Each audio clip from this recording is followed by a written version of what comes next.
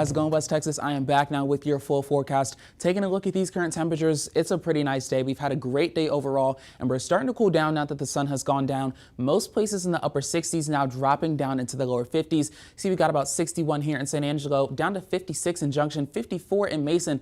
On the flip side, we still got 63 up here in Breckenridge, 59 in Abilene. So it's a pretty nice day. The winds are a lot calmer than they have been, so it's going to be pretty comfortable. Maybe just have a jacket on you.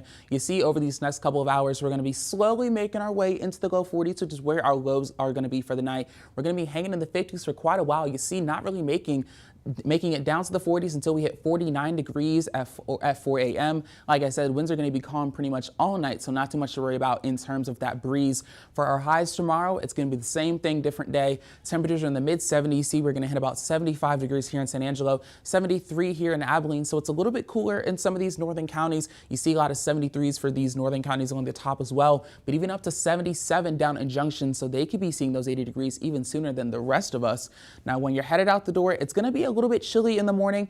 We're actually going to be getting we're actually going to have a wind shift coming in overnight. So some of these chilly temperatures at 8 a.m., you see 45 degrees. If you're in some southeastern counties like near Menard or Junction, you may be seeing a little bit of fog in the morning, but that will dissipate as you get later into the day and the sun comes out and it heats up some more. We see that high around 75 degrees 4 p.m. and that high afternoon. Once the sun goes down, we're going to drop back quickly. You see all the way down to 68 by 6 p.m. So to show you what's going on here, we're actually having a very weak low pressure system, and that's actually going to be part of the reason some of you guys in the southeast could see some fog.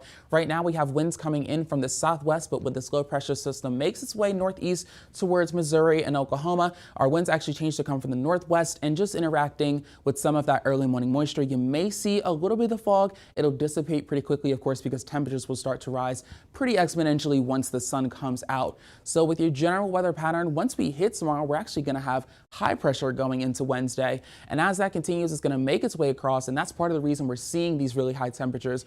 Thursday and Friday being our warmest days of the week. You can see this ridge is sitting right over most of Texas and a bit of Louisiana as well. So we're going to see those warm temperatures, and as we continue into the weekend, you see this little dip here of orange. This is actually where that cold front is going to start to form, and you see a little low pressure system makes its way in. We have those winds that are going to be changing, moving counterclockwise, and as we continue into Friday and Saturday, that's going to make its way a little bit further south into Texas, and then that's where you see this cold front start to make its appearance across the parts of West Texas and even into New Mexico a little bit. So we're not really expecting any rain chances with that, but it is going to bring us back to our normal average temperatures in the upper 60s, low 70s. But if you've been a fan of this overly warm weather that we've been having, it's going to be staying for quite a while. You see our Climate Prediction Center prediction is that we got a pretty high chance of being above average over the next 6 to 10 days, and our precipitation is very near being below average, if some places not being around average. So we're still going to see that classic